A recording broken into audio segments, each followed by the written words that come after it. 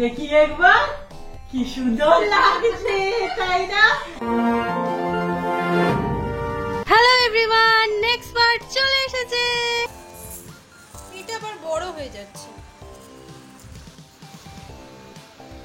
কি ভালো মানিয়েছে। কানেতে পড়বি না? না না না, আমি একবার পরে দেখাচ্ছি কেমন লাগছে।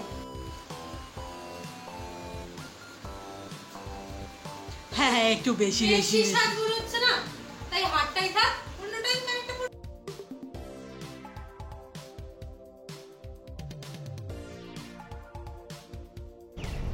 ওই একটাই ফুল ফুটেছে। কি বড় ঢেঁড়স হয়েছে দেখেছিস? ভাতেও খেলে ব্যাপারটা এমনই হয়ে গেল। ঠাকুর মশাই তো আসছে না, তাই আমরা ঠিক করলাম পুজোটা একদম দিয়ে চলে আসব। আর মানে আমি থেকে ওই পুষ্পাঞ্জলি দেওয়াটা আর হবে না আজকে।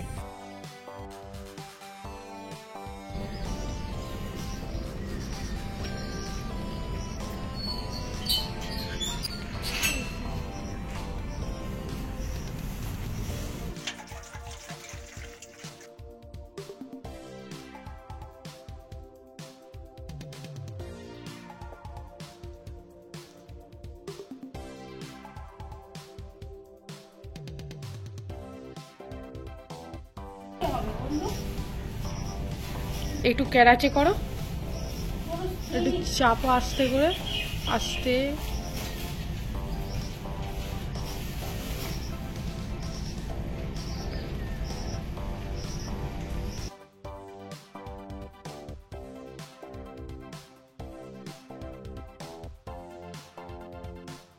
না রে, হচ্ছে না।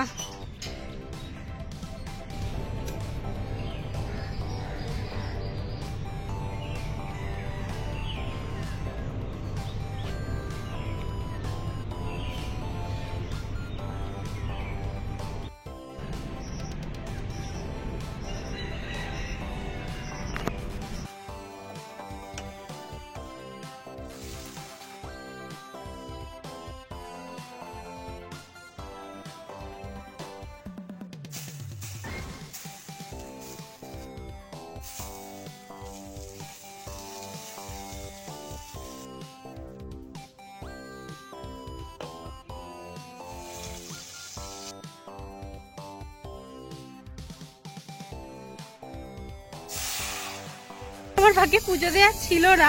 যাই হোক, এই পুজোটাও কিন্তু খুব ভালোভাবে দিয়েছি। নিজেরা পুজো দিয়েছি তো নিজেদের মতো করে। বন্ধু ছিল আমাদের পাশেই, একটা পুরোহিত ছিল আমার। বুঝতে পারছি না কেন আমি দেখছি খালি অনেকক্ষণ মিটে গেছে। তো প্রবলেম আজকে না ঠাকুর মশাইকে পাওয়া যাচ্ছে না। তোমরা যদি আমার বার্থডে ব্লগটা দেখো তাহলে দেখবে যে ঠাকুর মশাই 11টার মধ্যে এসে গিয়েছিল, আমরা তখনও রেডি হয়ে উঠতে পারিনি। আর আজ ঘড়িতে প্রায় 2টো বাজে, মানে এরপর খাওয়া দাওয়া আছে স্বাভাবিক। আর কতক্ষণ থাকা যায় বলো তো? মোটামুটি আমরা 11টা থেকে সেই ঠাকুর মশাই পুজো দেওয়া এই নিয়েই কথাবার্তা বলছি। এখনো পর্যন্ত তো কিছু খবর নেই। তবে আমি ওকে বললাম যে ওই ঠাকুরতলায় তোর নাম লিখে প্যাকেট যা সমস্ত আর কি দক্ষিণা রেখে চলে আয়। ঠাকুর আমাদের সাথেই আছে, বাট যখন উনি আসবেন পুজোটা হয়ে যাবে আমরা খাওয়া দাওয়াটা করে নিই। তোমরা তো জানোই কাল আমাদের অনেক রাত্রিরে শোয়া হয়েছে, তার উপর কি বলতো ঘুমাতে আরো দেরি। আর কাল থেকে মায়ের শুরু হচ্ছে অম্বুবাচী। সো এটা কি আমি আগেও বলেছি, হয়তো আবার পরবর্তী ব্লগে বলবো। সো আমাদের পক্ষে দেরি করা নয় আর সম্ভবপর হবে না। রাতেও অল্প করে কিছু অনুষ্ঠানের ব্যবস্থা করা হয়েছে, যদিও আগেই বললাম নিমন্ত্রিত তো কেউই নেই। তবে এইরকম জন্মদিনের দিন যে পুজোটা দেওয়া হবে না, এটা সিরিয়াসলি ভাবিনি। মনে হয় কিরকম এটা খুঁত করছে। ওকে বলিনি। যাই হোক, সবকিছু শুভই হবে। প্রতিবার না আমরা বাইরে যাতায়াত করি যখন ঠাকুরমশাইয়ের সাথে দেখা হয়, আজ হয়তো প্রয়োজন বলেই হচ্ছে না। তো আসেনি, অনেকটাই দেরি হচ্ছে। আমি ভাবছি ঠাকুরমশাইকে কে পেয়ে গেল। যাই হোক, আমি ততক্ষণ না এই বাসনপত্রগুলো একটু ধুয়ে রাখি, এলে খেতে দিয়ে দিতে পারবো। আমার না মারাত্মক গরম হচ্ছে দিদি, আমি চেঞ্জ করে খেতে বসি না রে। হ্যাঁ হ্যাঁ, হাউস কোট পরে নে, তোকে দেখেও মনে হচ্ছে মানে কবে হাফটা হাউস কোট পরে আমার কি দশা হয়েছে। খুব গরম হচ্ছে, আমি হাউস কোট পরি।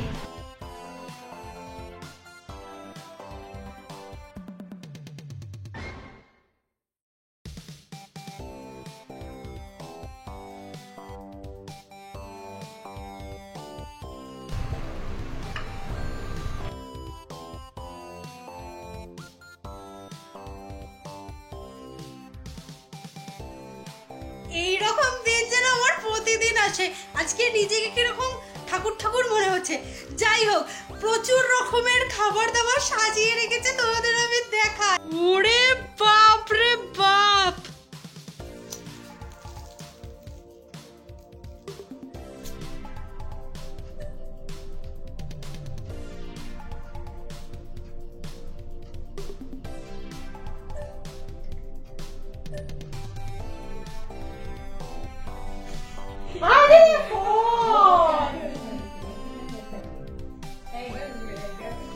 আরে আমার সাথে তোর তো জন্মদিন, চলে আয়।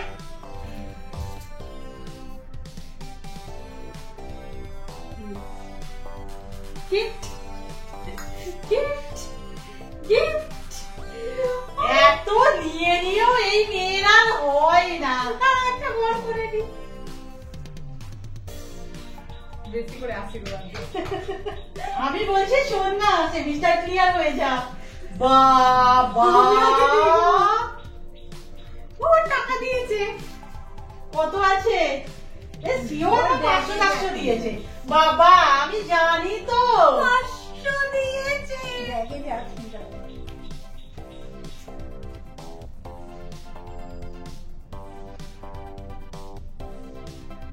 রসিকাকে একটু দিয়ে দি।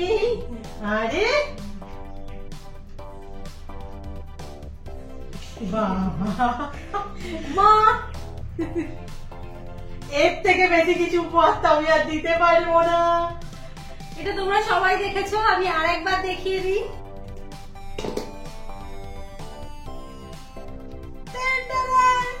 আমার জন্মদিনের গিফট। যাই হোক, এবারে তো খুব সামান্য জিনিস দিয়ে শুরু হলো জন্মদিনের গয়নার ব্যাপারটা। যদিও এর অনেক আগেই না ও আমাকে একটা জন্মদিনে সোনা গিফট করেছিল। আই থিঙ্ক আগের বছর আমরা এর থেকে বেশি বেশি কিছু জিনিস করতে পারবো।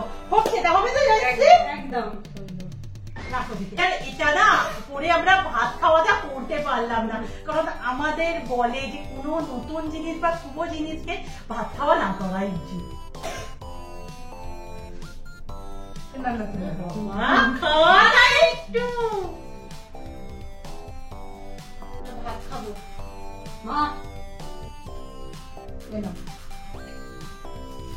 আচ্ছা এই প্রথম তোরা আমাকে গিফট দিচ্ছিস কিন্তু খুলে দেয় কি আছে। সব কেন গিফটের সাইজ এবারে ছোট হয়ে গেছে রে? মনটার ভালোবাসা বিশাল বড় বড়, গিফটের সাইজ নিয়ে কথা বলবি না। এই গেল, তুমি ভাবো আমি তো জানি বন্ধু কেনা সম্ভবই নয়, কিনেছে আমার দিদি। আচ্ছা তুই খোল দেখি।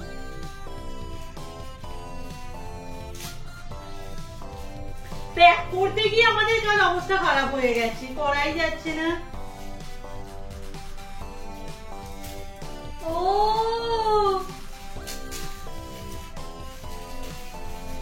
আমার এর সাথে পরার কানের ছিল না বলে হয়তো খুব সুন্দর হয়েছে। অ্যাকচুয়ালি আমি এই গল্পটা একটু সেরে নিই। আমাদের পক্ষে এবছর বাজেটে কোন রকম গোল্ড জুয়েলারি মানে ইয়ারিং করা সম্ভবপর হয়নি। এটা কস্টিউম জুয়েলারি। আই থিঙ্ক ওই যেটা বললাম না আগের বছর জন্মদিনের মধ্যে, এটাও সোনার হয়ে যাবে, তাই তো? আমি একটু পরবো। হ্যাঁ আমিও ভাবছি পরিয়ে দিই একটুখানি। তো বাহ, খুব সুন্দর লাগছে। দেখি একবার, কি সুন্দর লাগছে, তাই না? আচ্ছা আচ্ছা, আমাকে ওদের আশীর্বাদ আশীর্বাদ মনে হচ্ছে। খাওয়া দাওয়া শুরু কর, খাওয়া দাওয়া শুরু কর। এমন সোনা সোনা সব পরে ফেলছি। খাওয়া দাওয়া শুরু কর। এই ওইটাকে তুলতে হবে।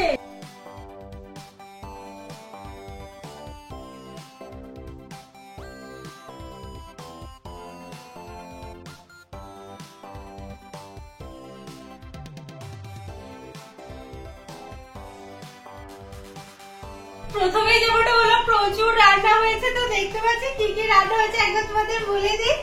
এখানে 5 রকমের ভাজাভুজি আছে। ও বাবা, আমি এইটুকানি ভাত খাবো? ওটা সাজানোর জন্য দেওয়া হবে। শুক্তো, মাছের মাথার ডাল তো এটা? হ্যাঁ, মাছের ঝাল, পিঠে আছে, পায়েস একসাথে, চাটনি, পাঁপড়, 5 রকমের মিষ্টি আর টক দই। হেলদি খাওয়া দাওয়া করতে হবে তাই। আসল গল্পটা এবার আমি বলি। কাকার দোকানে ভেবেছিলাম যে মিষ্টি দই পেয়ে যাবো, কার্য খেতে পাওয়া যায়নি, শুরু করি তাহলে। হ্যাঁ একদম, তোর খাওয়া দেখে আমরা স্টার্ট করবো। এইটা তো আমার একখানেই শেষ হয়ে যাবে। আচ্ছা শাক ভাজা দিয়ে প্রথমে ভাত খেতে হয় একটুখানি। আমার জন্মদিন আমি খালি বলছি বারবার আসুক।